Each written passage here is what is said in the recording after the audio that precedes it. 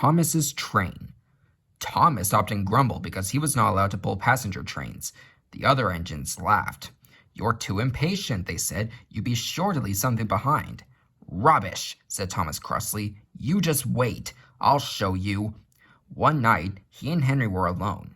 Henry was ill. The men worked hard, but he didn't get better. Now, Henry usually pulled the first train in the morning, and Thomas had to get his coaches ready.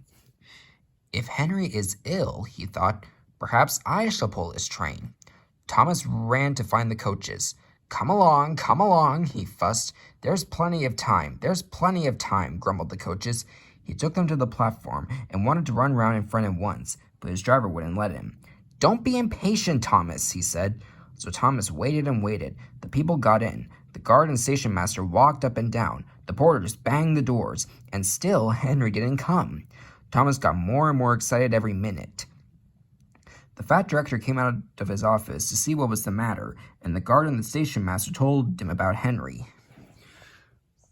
Find another engine, he ordered. There's only Thomas, they said. You'll have to do it then, Thomas. Be quick now. So Thomas ran round to the front and backed down on the coaches ready to start.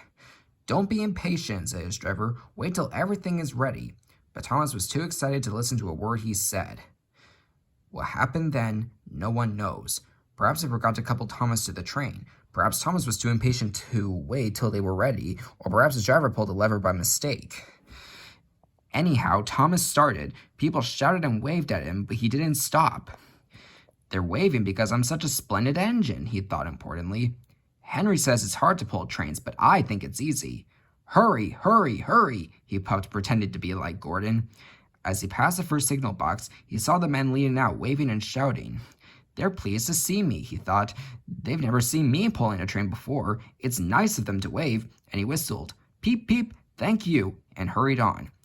But he came to a signal at danger. Bother, he thought. I must stop, and I was going so nicely too. What a nuisance signals are.